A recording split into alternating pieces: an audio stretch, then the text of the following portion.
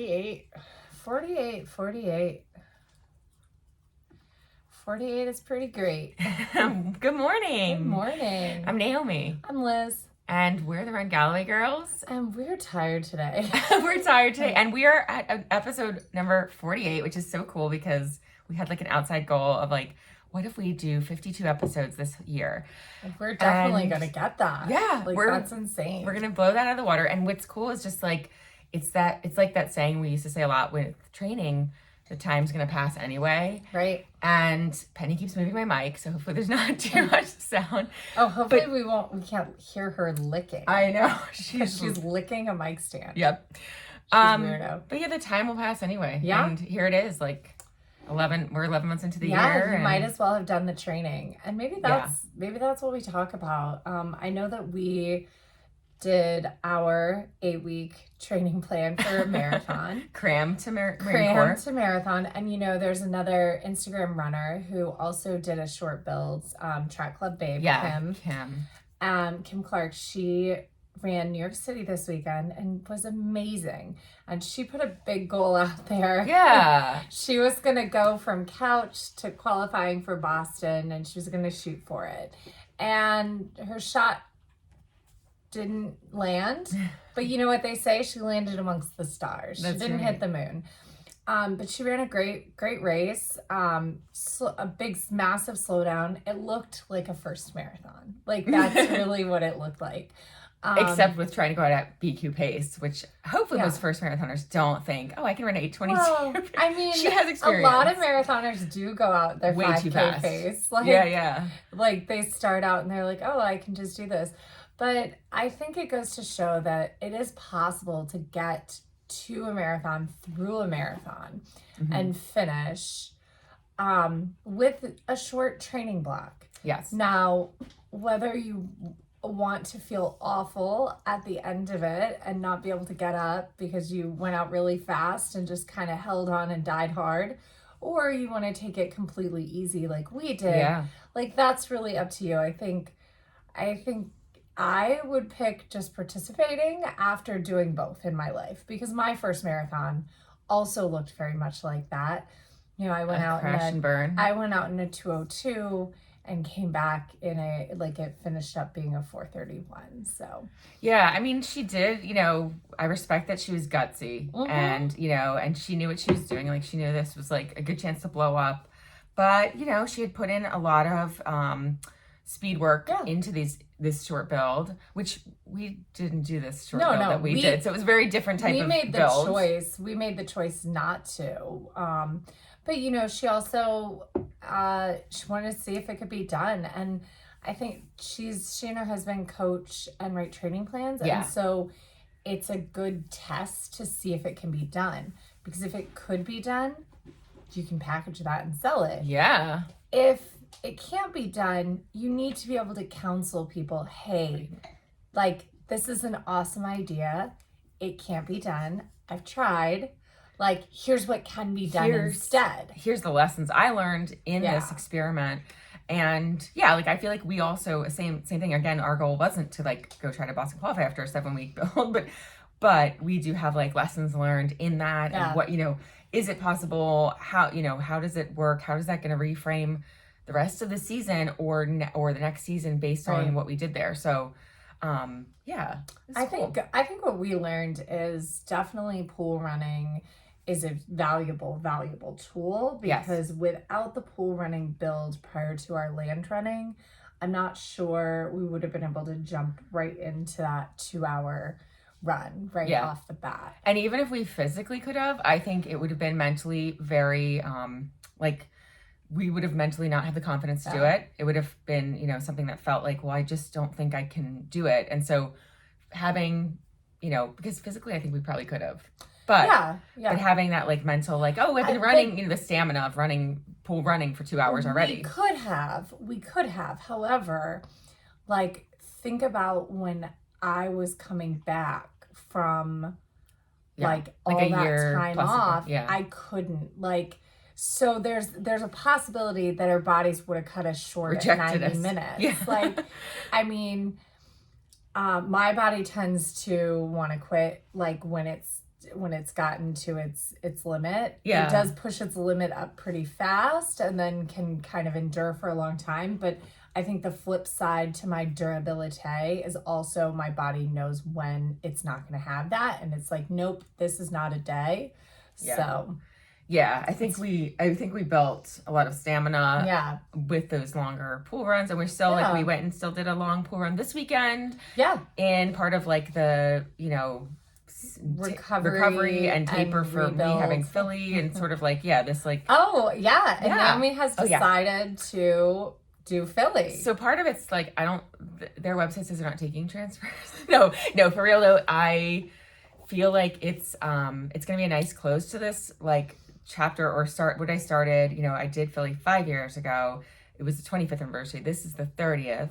I signed up for this awesome with a with a completely different physical mindset, whatever, a year ago, thinking this would be a race day and I would be able to run like a 340 based on where I was last year and having a whole year of training. And now, like I was texting with Greg yesterday, I'm like, now I'll run a 430 instead of a 340. Yeah. Like, it's great. It's like, but it'll be great. Different goals. And, it's okay. And I'm still really glad that I told you, like, what if you sat out? Because I think that let you really think about that. Right. And I still think it's a great idea to run. Like, even though I said, oh, what if you sat out? Like, I was a little bit playing devil's advocate. Yeah. I think you are going to do a great job. And I think that sticking with a race plan and really taking out that first half. I was actually thinking about your per mile speed limits. Yeah. Like at 3 a.m. today because I woke up to go to the bathroom and I was like, I got to look at the course. I got to give her speed limits per mile. And then like, that will take you like somewhere between like at fastest a 418 first half or a 218 first half, slower. And then like a second half where it will get you close to, if you wanted to, at 205. Okay. So cool. Yeah. Be awesome. Yeah. So the goal will be, work on or faster because I pulled the speed limits completely off, I think, at that fast mile 20. Nice. Yeah. So it'll be after the fast mile 20. I think I give you an 8:20 at that fast mile 20 because I don't want you to burn out. Yeah. Oh gosh. With 5 miles. I don't think I'll be able to run an 8:20 at mile 20 anytime right now. Downhill. I was thinking about how we ran a 7:16 at Jeff's race. Weren't we like super fast? Okay. That mile when we ran straight down the hill? I'll have to go look. I feel like those last couple miles you really struggled though. I feel like it's just this last, and even like this spring I was in better shape than I am now. That's the thing is I just we haven't done like the speed work that we were doing this spring. Just because you haven't done it doesn't mean your body's not capable of it. It's true. That's true. Like I cannot tell you how many times all my training was in the 11s and I would go out and I would race in the low weights. Oh, I know. Like I'm kind of like working on the premise of like this season of like all this slower slower running that we're doing base building. We're pulling up the splits from Jeff's only half. an 8:08. But still. And that was that extreme downhill. But still, it's downhill. Yeah. But still, it's not that extreme. Okay. Nothing's that extreme. It's much flatter of a race. Like there are some hills in the middle. It's like, this race was amazing, by the way. Jeff's race is a very like hilly race. So. Oh, we also had an 8:19 in there. There must have been 2 downhills. Yeah. But like, we ran so consistently. And one of these in here was when we stopped for water for like a minute. Yeah. It was either the 9:15, 9:30, somewhere in there. Yeah. But yeah, I think it'll be, I'm going to obviously have different goals than I had a year ago on it, but like, it's still I guess the good thing about playing devil's advocate is like, it's sort of like with anything else, like if you're told you can't do something, you're like, well, am I going to be crushed in this by not having the opportunity? And so, yeah, like this whole trip is planned around me running it. The physical risk of being crushed afterwards is not that great. We're going to put you on a 10-day running restriction afterwards, and it's going to be really difficult. And we're also going to put you on a bike restriction for 5 days. Okay. Because that's the thing. You're like, well, I'm recovering from a race, so I'm not going to run. I'm going to go sit on the bike for 3 hours. Like, no.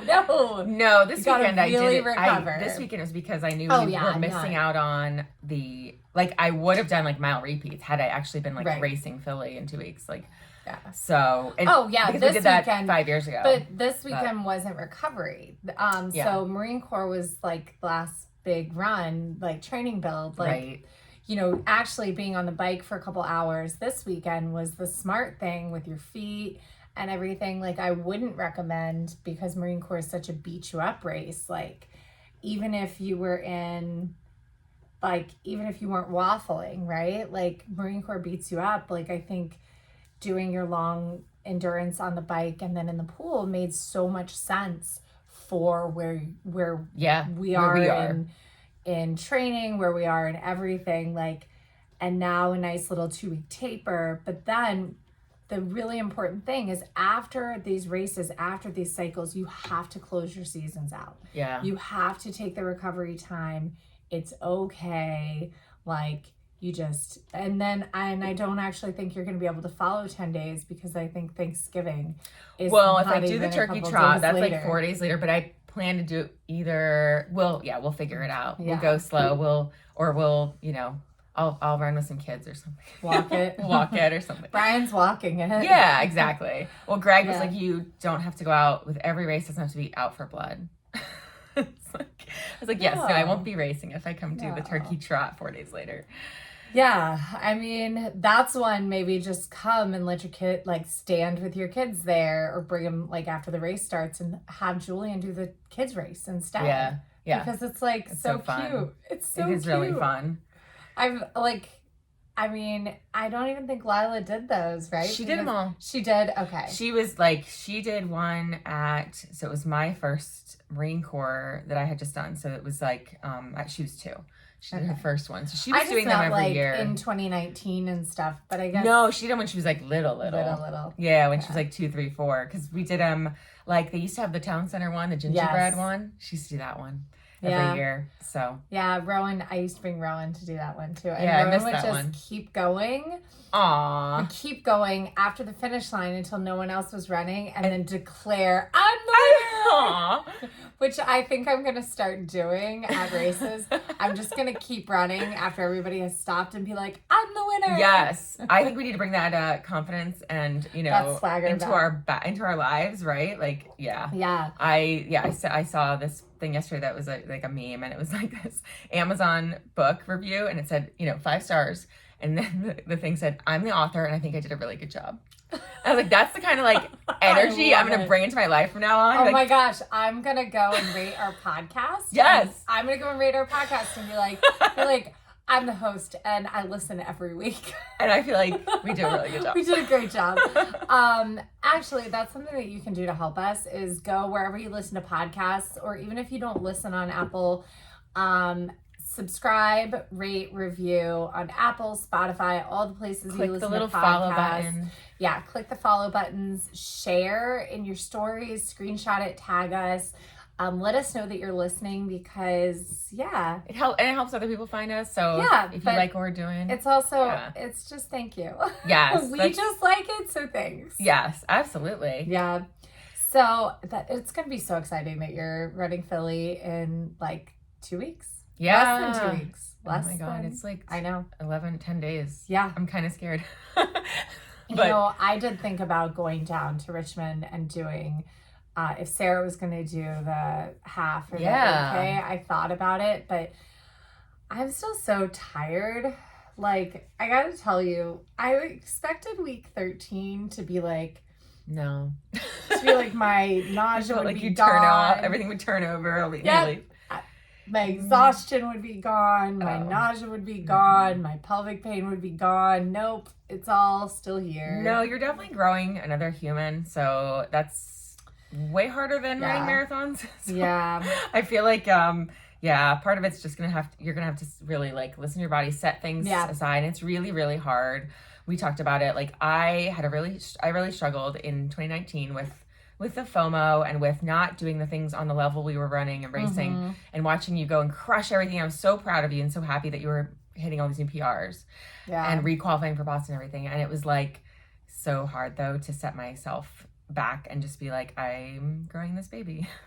Yeah, I think it's tough too, because like I didn't get to get back into shape either. Yeah. Like, I feel like I'm just barely back into running. And like, then it was like, you know, I barely got back into it, was able to do the half in the spring, like decently. I feel like my fitness really improved as we headed into Mountains to Beach.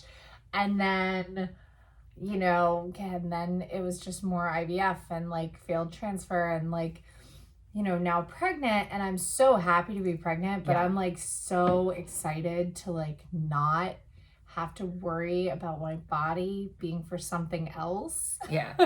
Which I know that sounds so funny. Like I'm ready to feel good when I'm running, but I know that that's going to take a lot of work because already my body feels so different. Yeah, and you've had 2 years of putting things on pause, putting the running running on pause. pause. I've been in the first trimester for 2 years. 2 years, yeah, because of the IVF. I know, like it really has been. That's really what it feels like. But you know, it's going to be for a good reason. We're so excited, and you know, I tried a strength workout the other night, and it was weird. Like some of the movements felt weird, like push-up position felt weird. Yeah. Like, because my abs don't like engage and hold like they did. Like they just kind of like feel like they're being pushed out of the way, even though the baby's still so little right now, which is really weird. Yeah, so it is just gonna be like the running will be there, racing will be there, and it's just gonna have to. It's just really hard to like. Yeah. You have to put it on pause. I agree. But, you know, there's also now everything will be postpartum PRs. So I'm looking forward to that too. Yeah, it's a reset. Yeah, I did finally. So something else we kind of mentioned is running Jeff's race last March. We will be going this March to Atlanta to Jeff's race. I can't wait. Naomi will race it, and I will be there. I did ask Kelly, I don't know if she got back to us yet. I asked about updating our code, and then I also asked about possibly being the race announcer. I was like, can I volunteer to be the race announcer? I'm going to be very pregnant. Yeah, so we'll have a discount code, which will be really cool because hopefully you guys, some of you can join us there. For 10% off, but right now the prices are pretty low. And then we'll be putting together a training plan for this race specifically. It's a really hilly course, so it's not going to be, like go there and like PR. Oh, she updated it. Oh, she did. So we have RGG10 is our code. 10% off. Yay! RGG10 if you want to sign up for Jeff's. If you want 10% off Jeff's race, and that could be the 5K, the half, or the double G, which is both races. I'll definitely be doing the 5K. Yay! And she said she's going to talk to Jeff about. Oh, perfect. And of course, Jeff is going to want you to announce. I'll email Jeff directly and be like, hi, Jeff. She's like, I'm going to let Jeff know you're interested in announcing. So, yeah. Yay. Oh, that'll be so fun. So RGG10 for 10% off. Yeah. Come join us. It'll be so fun. It's going to be a lot of fun. We don't know if our husbands are going to come or not. They might. Yeah. Our one expressed interest. Our one concern about our husbands coming is they might feel left out. Yes. Because this is like a work trip. Well, we have a lot of fun. It's a work trip for us. Like, I mean, sure, it's made up work. I mean, it's a podcast, it's meet and greet, it's cheering people on. It's like, you know, sharing about the race and giving people strategies and like just basically promoting Jeff and all of his amazingness. But that's our work. Yeah. So they may feel like third and fourth wheels. Yeah, they might be like, wait, what do you mean we have to go sit at the running store for 5 hours, 6 hours. We're like, but we get to be at the running store for 6 hours. And talk to everyone picking up their packets. Yeah. It's and I try to sell shoes. That's my favorite thing is I literally try to sell shoes to everyone. Yeah. So. And it's Jeff's running store. So it helps, you know, for deputies in Atlanta. But yeah, it's a really cool race because it's like one of the few races out there that it's fully a Galloway race. Like everyone is run walking. Yeah. Everyone's Jeffing. I mean, there are people who come there to do it as a local in a race who are not Galloway, like, and they're just running it, and they are like kind of like, oh, is that what this is? But for the most part, people, know it as like it's a race where there's actually everything's run walk. The pacers, of course, are run walk. The coolest part is while the course is hilly and it's challenging, it is also a perfectly designed course for runners. Like I don't love hills, but if I had to pick a course, like I might pick this as a favorite because it does have those big sections of bike path that are nice and flat, and like every hill has a great down. Like while the hills have big ups, they also have great downs. Like it's a great course. Like I would say I don't think it's a net uphill. I think it's just a net good. I love that. A net good. It's also a, I love, like, it has that, like, small town feel. Even though it's not really a small town. It's Atlanta, but it has that feel of, like, you're running through a lot of, like, Richmond. Yeah. And, like, Frederick, which is another race I love. It has, like, you're running through a lot of, like... It felt like Raleigh, too. Yeah. You're running through all these, like, cute neighborhoods. And I love that you, like, you have these tree-lined streets. Because it's all Piedmont. Well, Richmond's not. Richmond's almost Piedmont. Right. That's true. The geographic, whatever that. Yeah. So anyway, so we'll be there. I think it's on charts, the elevation. Oh, the elevation. So let's find the elevation. There we go. It is a net down. You do have like a up from like several miles before the finish. The finish is technically up for like it is a net downhill, but it's got a lot of ups and downs. Yeah. Oh wait, where's the flat part? That must be that. Right. It's the bike path. It's a down. Yeah. The bike path is not an uphill. It's a down. Yeah. So, or not a flat. Falls flat. But yeah, you start at 10,000 and end at 900. So like there's a net downhill, but you have a lot of ups and downs in the middle. Mm-hmm. Yeah. So I mean, definitely recommend it. Yeah. It's challenging, but it's a really, really great race. Great course. And like I said, we'll be putting together training plans for that, but they could be used for any spring half marathon. And so I'd really like to get some training groups together too. I think that would be really fun with maybe some Zoom meetups, and some, just kind of free hangout sessions or maybe small pay. Yeah. We need to figure that part out. Yeah. If anyone's interested, like send us a message. Send us a message. Let us know how much you think it would be worth, like, say, every other week meeting up via Zoom with other people that are doing the same training plan. How much, a training plan that was slightly customized, like the training plan is going to be the same, but if you have a couple things to work around, I'll do a quick customization. Not really individualized training, but let us know what you think, because we would love to start to add that to kind of just to help people, but like we also have to figure out how to support the podcast. Monetize. Well, and it's more that like we got all set up. Like it's not like we have to buy a lot, but like in order to go to races and in order to like make more gear and things, I don't know. There's costs. But costs. Also let us know like what your goal would be. We were talking about doing a breaking 2 2 in the half group. But breaking 2:15. Breaking 2:15. Like what's your goal? First half. What would you like to chat about? And we're interested in kind of setting up something. So and or just like a happy half. Like I know a lot of people out there have run races and have never felt the joy the entire time running. Yeah. Kim, Track Club Babe was talking about that. Like, Kim was saying that she's done 13 marathons and only 2 were enjoyable.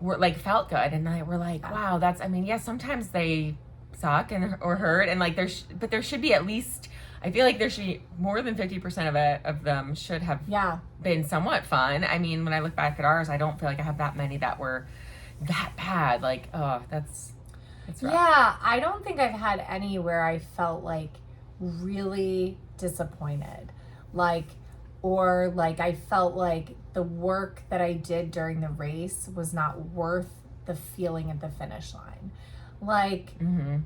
And even during, they felt hard, but I gotta tell you, if I was really suffering, I probably would have dropped out. And right, you never done that. I just don't. And actually, I did the virtual Marine Corps. I was 18 miles in, and my hands were so cold, and I just felt awful. Was that in 2020? It was in 2020. Yeah. I walked home. Yeah. I was like, I'm not going to do these last 8 miles. And I went and I actually drove to like see I warmed up and took a shower. I got my coat and gloves, and I went and like saw the girls like finish and everything but I couldn't do it. Like, I was like, this is the end of my limit. Like, yeah, you know, I just don't like a sufferfest. Yeah. Oh no, me neither. But it was virtual, so like it was a little bit less of a. It was like the cost of dropping out didn't feel that big of a deal. I mean, I've dropped out of shorter races. I've dropped out of shorter races, 5Ks, 10 milers. Yeah, we talked about it a little bit. Yeah, we should talk about with Marine Corps what they did this week. Because of Bravo, the gauntlets. Marine Corps. Yes. Bravo. Yeah, really. So because of the gauntlets being moved up. So as we talked about, the course was black flagged. They moved up the gauntlets by I think 33 minutes. So if you were at mile 17, you were shut down. And then again at Crystal City, wherever that clock that we saw was, they shut it down early. So they came out with looking for the email. I can find it. Yeah. So they made an announcement. I have way too many emails. It's so bad. know the feeling. I'm not even gonna say how bad my here it is email is. So the best part about this is they really explained, and this is really difficult for people competing who have not seen or experienced tragedy during a road race.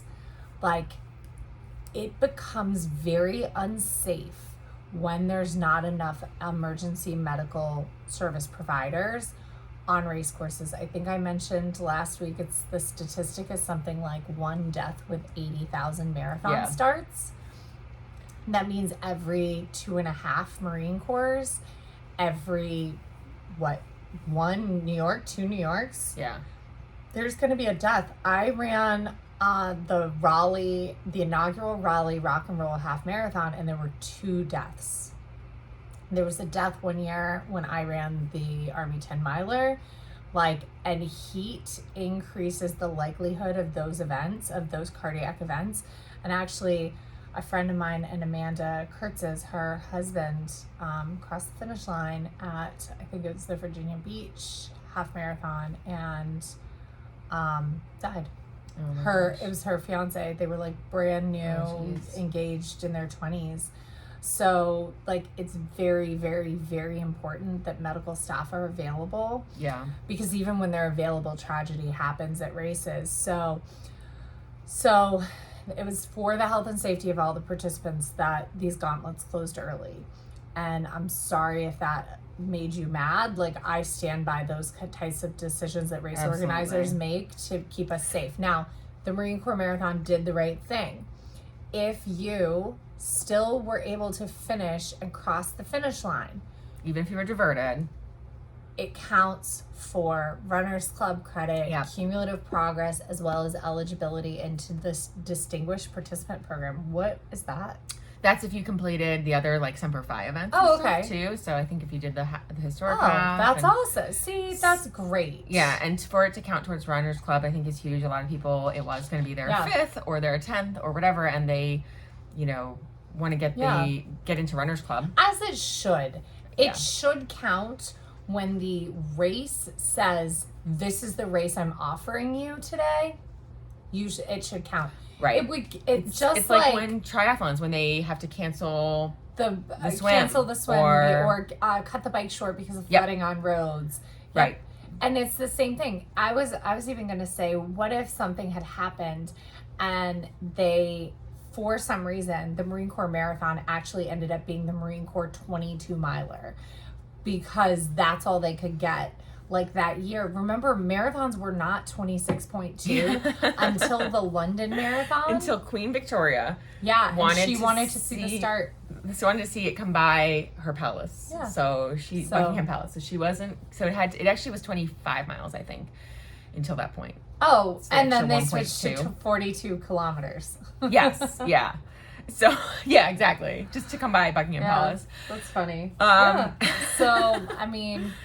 So yeah, so that's Bravo Marine Corps. Yeah. I'm really glad. I hope that gives some people some solace that they, they're still going to be, you're still counted, and hopefully they'll show up in the finisher results now. You still count. It still matters. Like that's really the important thing. Yeah, and I'm interested to see if the finisher results change. But another finish we should talk about too is New York. Like you just mentioned, it was this past weekend. Really interesting to me was that. So I pulled the info from last year. So the New York Times has a time. There's a time at which they send the paper to print, and so the number of finishers that get into the paper every year fluctuates, and it's not based on like exactly what you finish at, but how quickly they have to go to print. So it depends also what wave you're in, because some people might finish in 7 hours, but they start in the first wave if they are like an athlete with disabilities, right? So in 2020. Which is when I ran it. The time, bless you. The time to make it to the paper was 5:21:10, and that was one of the slowest because that they've ever. 30,000 runners, right? Well, again, it's based on the time that they have to send it to print, and they only have a certain number of pages to print. So it's around 30,000, but it fluctuates. It might be 1 year it might be 32,000, 1 year it might be 35, 1 year it might be 28,000, depending on how many pages and how many names fill up the pages. So this year, though, one of the fastest I've seen, 4:36:09. So anyone who was over 4:36 didn't get in the paper, which hurts. That's amazing, though. Like, but what a difference in and I think it's mostly weather dependent, because it was a much faster. Because I bet they filled the pages by that time. So So I found the insane. Let me see if I can find the info on. But weather, people did have a hard time. Here's the info on the last 5 years before that. 2015, 5:14, 2016, 4:58, 2017, 4:59, 2018, 4:56, and 2019, 4:52. And each of those years. So this was a fast year. Yeah, this was a fast year. And each of those years you can see that, that's around the average finisher time. The middle of the pack. Middle of the pack. Yeah, so if you take the average finisher, in the year I ran it, I think the average was 4:57 or something, or maybe that was the normal average for New York. That's amazing. It's an interesting little tidbit. It would make sense because 2022 was really hot, and also racing was just really coming back. So this was like kind of the first like normal year with normal-ish weather. Right. Not super. It wasn't cold though. No, it wasn't super hot. But I think it was more similar to like 2019. But I think 50s. Like people are coming back to racing too. You know, so for a long time, people were still staying away from racing due to COVID, due to not knowing.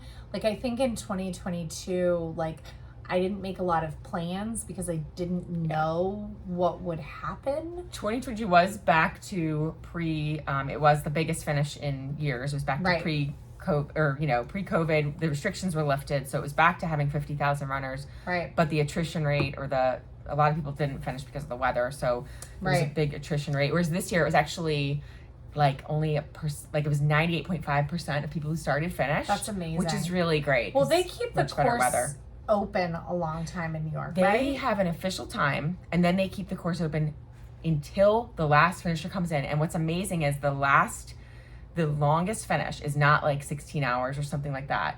It was back 40 years ago. It was a Vietnam War survivor who had lost both his legs, and he basically hopped the entire course. It took him 98 hours. Wow. And so New York keeps the course open for as long as it takes. So for some people that is 16 hours. 98 hours. That's the record. Holy moly. Yeah.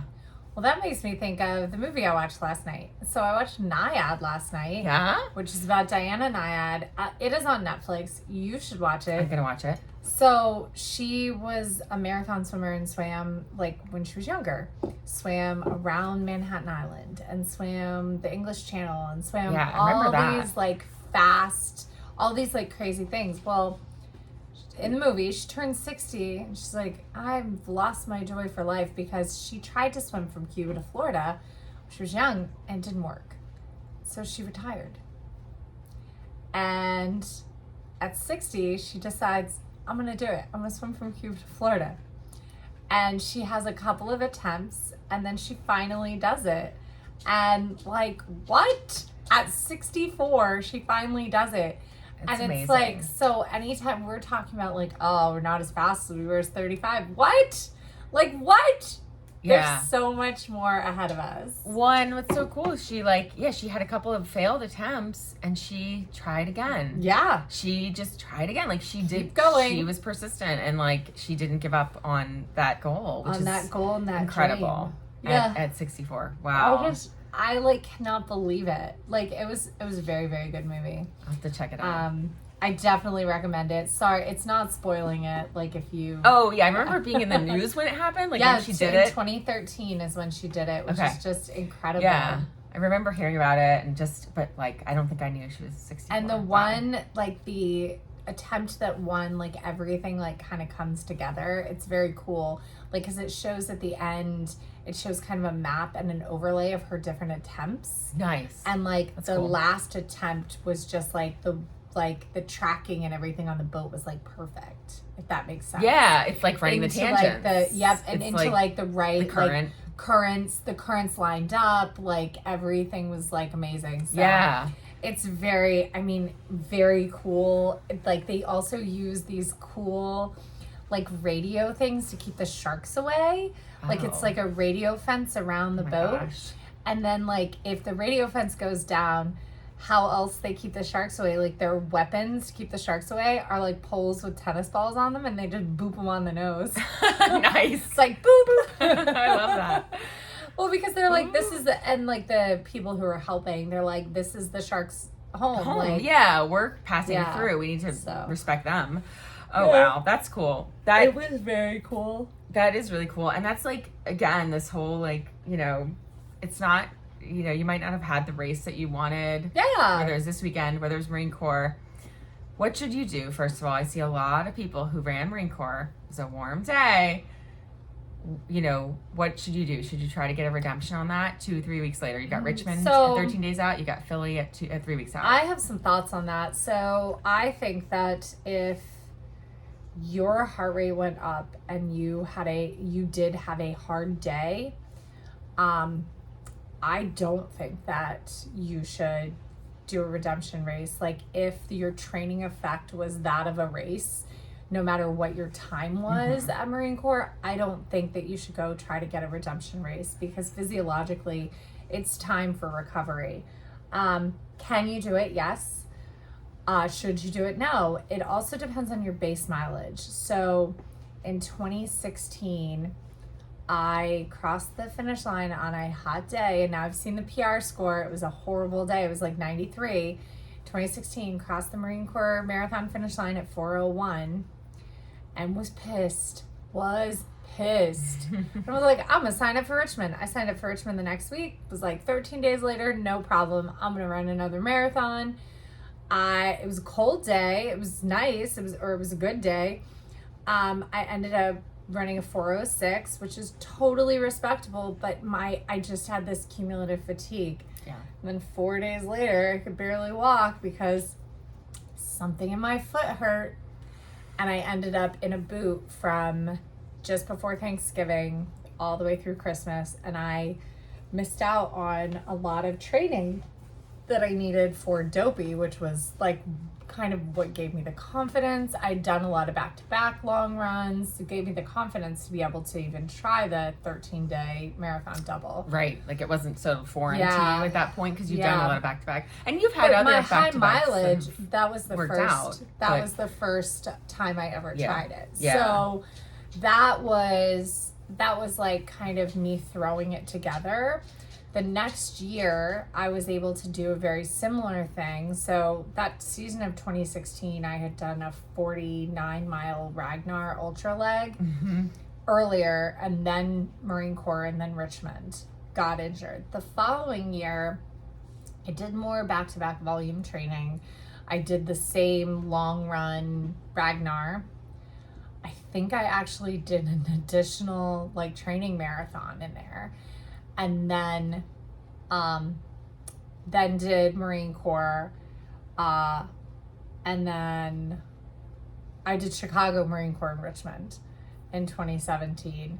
That's what it was. I did Chicago, Marine Corps, and Richmond. The difference is Marine Corps, I paced somebody rather than racing. And then Richmond, I ran with Naomi. Yeah, it's interesting. I didn't do 2 hard efforts 13 days apart. Right, exactly. Like, and that's the moral of the story. I think, you're easily going to set yourself up for disappointment at that point, because even if, you will probably, here's the thing, you probably will run a faster time at Richmond, but you might not because of the cumulative fatigue. Right. But let's say you run a faster time at Richmond. Is it the time you were capable of? Maybe not. Maybe you were capable of faster, but now you've set yourself back 4 to 6 weeks on your recovery, which if you're planning, especially if you're planning like a March marathon, now you set yourself back off your training cycle. If you want to go from Marine Corps to an early March marathon, you have to recover in November. Otherwise, you don't have enough time to train. Yeah, to revamp because back you up. need December, January, and February to train. So like anybody thinking like, I'm going to go do one city, I'm going to go even like Virginia Beach, like any of those March marathons, you have to recover in November. And and the other thing is, like, I see a lot of people saying, well, what do you have to lose? And, basically as in like, okay, you can run it, maybe you fall off and you have maybe you have 20 minutes slower than Marine Corps and you're depressed about it. But there is still the real risk that the injury risk of a stress fracture, a stress reaction. And so even if you have an April marathon in the spring or something later, you still could be setting yourself back now. You could be setting yourself back a year. Yeah. 13 days is really tight. It's a tight turnaround. It's really tight for a marathon. It can be done when you plan for it at the beginning of your training cycle, but it's not smart to throw it in last minute. I think that's the point of what I'm trying to say. When I've thrown it in last minute, I've ended up injured. When I've planned and been intentional, I've been able to do stuff like that. Well, and if again, it depends on whether you raced or not. And like, even if you had a race like my Mountains Beach 2019, where I would say I raced the first half and then phoned in the second half, that was still too much effort. It was a race effect on my body. And 4 weeks was still not enough to go and try to redeem myself. And I should have just capped the season at that point. I ran Grandma's 4 weeks later and had, an even worse failure at that race, because same kind of thing at 10, 12 miles in, the wheels start coming off. And, at that point, it was just it wasn't enough time to recover. Right. And I didn't respect the fact that I had raced, even though, again, it was like I raced a half essentially, but I didn't respect it. Whereas I think the difference is, right, at Chicago 2018, when then a few weeks later you went and did Philly, Chicago 2018 did a marathon, things fell off, but you got sick, but you really reined it in. Right? Then we had the 4 or 5 weeks till... We had 3 weeks till Marine Corps. 3 weeks till Marine Corps. Marine Corps was easy pace, not another race attempt. Right. So there was like that, it was essentially 6 weeks in between your next attempt, and that's why you're successful at Philly. Yeah. And even still, the cumulative effect of that training season, because we had started in June, July, probably. The cumulative effect was I was still run down by Philly, and I wasn't I raced as hard as I could, but I wasn't at the potential I was in when we went to Chicago. Right. I was in a higher fitness potential because I hadn't tried to drag out a season. Right. So I think I raced 2 weeks later at CIM, and I raced slightly faster than I did at Chicago, but even still, like, that was tough. It was tough, but like I think a long cycle is hard. A long cycle is hard, I think the thing that we're trying to say and really encourage people to do that we haven't done in the past is close your cycle out, recover, and then start a new cycle. We would kind of blurry go right from one cycle into another.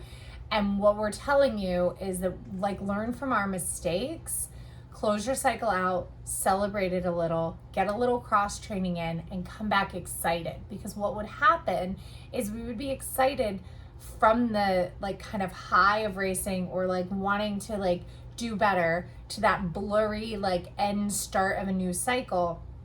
And then midway through that new cycle, we're exhausted. We're burnt out. And we're like, we don't even want to like finish this cycle, only to then go to the race, maybe not perform as well as we wanted to, then have the whole cycle start again, like repeat itself. Where I think if you close out, you take some time to recover, you miss it a little, and then you jump into it, and then you don't get that burnout the same way. Yeah. In the next marathon cycle or half marathon training cycle or whatever. And remember, halves are worth training for too. 10Ks are worth training for too. You know, it's also one of my favorite ways to train, which is like something I'm going to use, is just kind of going every 6 weeks in between a little like road race, and just kind of like doing stuff in between. Like, that's what I'm going to do with my pregnancy. I'm just going to do a little 5K. I mean, I'm not really going to race them. I'm just going to participate in them. Be excited about participating, and then just consistently kind of running in between.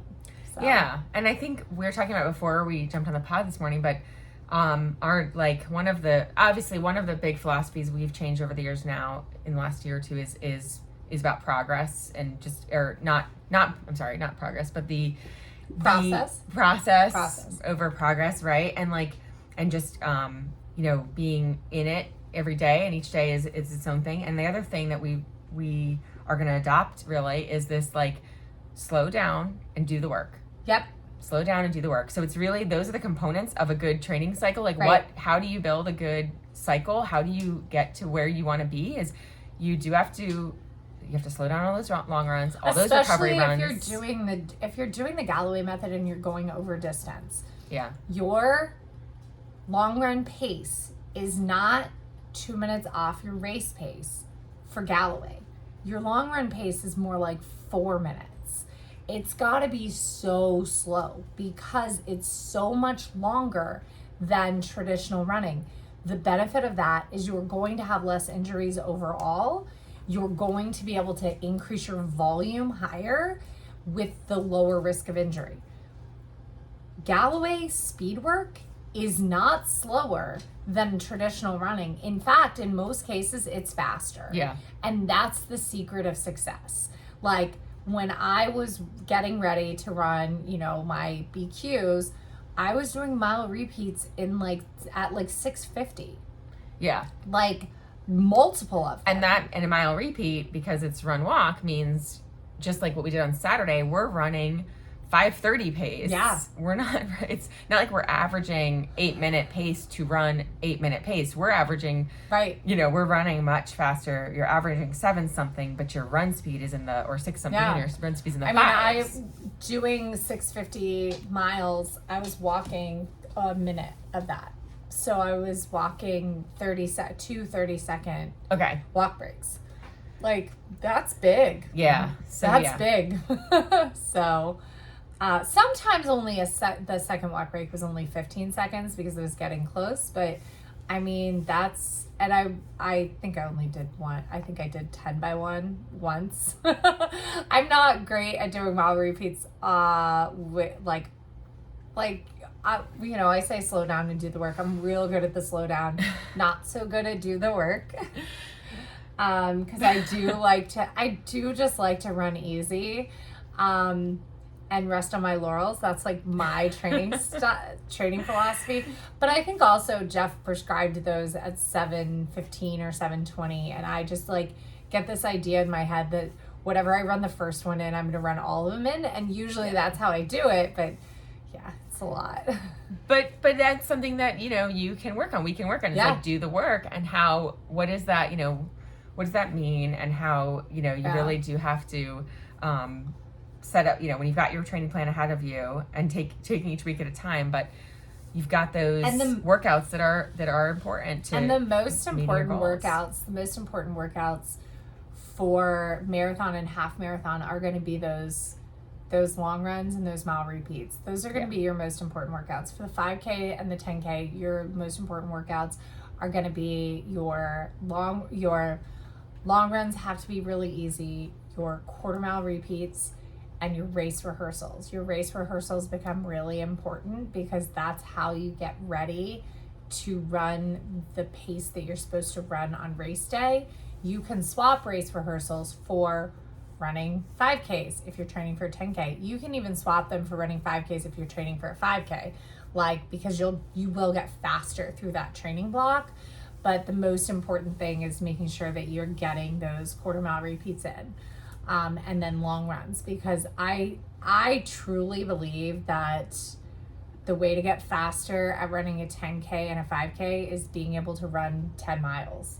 Like being able to be out there for 2 hours, it seems so weird. Yeah, I think though that was like the biggest thing that saved us this spring with Mountain to Beat training, because we didn't do our mile repeats, but we had those other workouts that were 4 miles, 5 miles, 6 miles, 7 miles. It was a block in the middle of a longer run, and that was the reason why. Because even though we didn't do 8x1, 10x1, 12x1, we had those blocks those were like if you went and raced a 5K or 10K with a warm-up, a race, and a cool down, and those set us up for some success at Mountains to Beach also was just history and practice. The fact that we had like the long history and the experience, and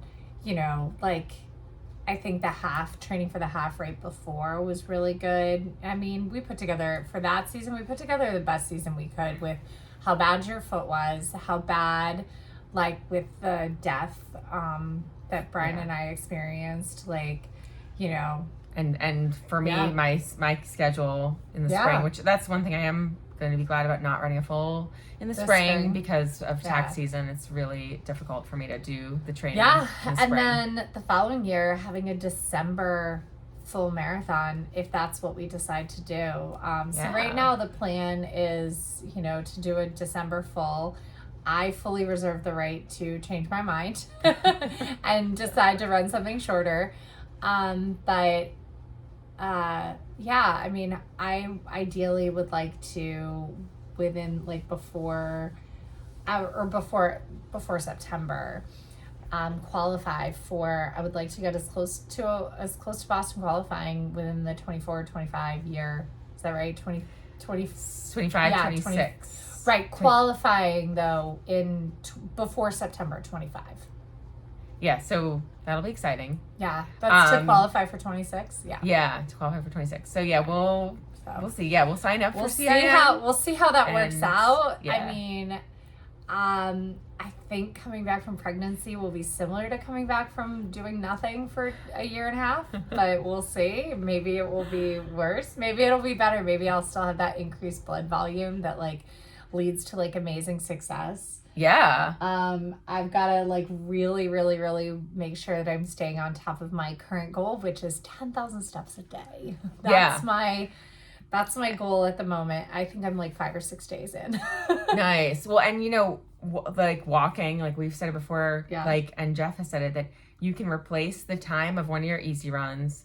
So if you're talking about 4 minutes slower. Today is number 7, I think. Oh, nice. 4 minutes slower per mile being your easy run pace, then sometimes that is a walk, and time on your feet, an hour walk can replace an hour of really slow running. So so that's sneaky zone 1 training. Yep. That we try to get into and try to talk about. And as long as I might play around with this pregnancy, increasing my time volume, not necessarily my distance volume, by throwing in super easy 15-30 runs into walks. I don't know. I'm trying to figure it out. I've got it. I had made the appointment and then I made the appointment and then I canceled it, and now I need to figure out if I can see somebody for my pelvis because it hurts every day. It hurts walking. I've got to figure out how to have it not hurt. And it's throwing my hips out. So hopefully this is just a little, it gets better. I feel like nothing is the same week to week in pregnancy. No, it's not. So we're just hoping that this is a short period of time and that, and it's better than it was. The worst was that 21 miler.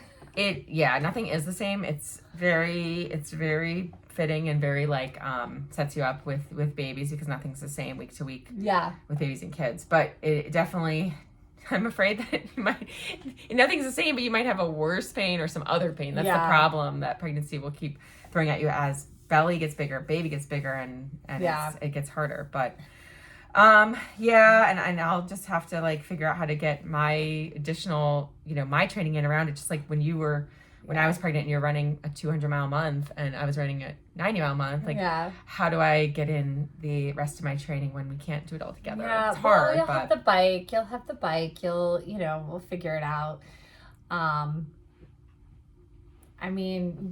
I think you'll be fine. We'll figure it out. We'll start at the same time and go do different things and then end at the same time. Right. Or I'll have to get up earlier and do some extra before. But it'll be all right. Oh, no, I wouldn't worry about the weekdays. What did we just talk about? The most important training is when? Oh, I know. It's our long run and our mile repeats. And your repeats. Right. So the weekday workouts, we'll figure them out. But, we can also go to the trail, warm up together. You can go out, we can go out and back in the same time and we'll finish, we'll be able to finish the last mile together. So maybe as you get bigger and further into it, you'll probably do less and less, but that's no, okay. But I'll still do the time. I might just walk. Gotcha. So we'll get to the trail. It will take 12 minutes to get to the trail, right? Yeah. And then you'll go do 12 out, 12 back, but yours will be fast and mine will be slow walking, and then I meant weekends. Yeah. Oh yeah. Weekends. We'll figure it out. It'll be all right. That's fine. Yeah. Weekends. I'll get my bike out. There we go. Beside you. My big bike, not my fast bike. My sit up tall, with my belt, with my ladybug bell bike. Yeah. And my basket on the front. It'll be great. So, we hope that whatever you decide to do in the next couple of weeks, hopefully if you just finished a race, let's close out your season, enjoy some recovery, celebrate, and get ready to get started on the next cycle. Definitely reach out if you have a goal or have ideas for the spring. We would love to help you reach your goals. Yeah. We'd love to help with, I have some training plans that I can easily put together for people. We can do it based on, pay what you want. I cannot do